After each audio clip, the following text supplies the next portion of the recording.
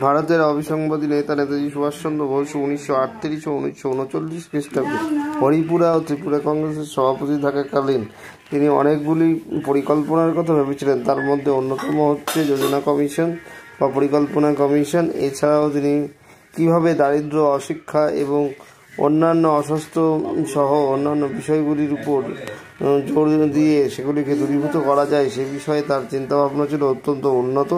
তিনি সমাজতন্ত্র বলতে শুধুমাত্র রাশিয়ান সমাজতন্ত্রকে বুঝতেন না, তিনি ভারতীয় ধাঁচের সমাজতন্ত্রকে গুরুত্ব দিতেন।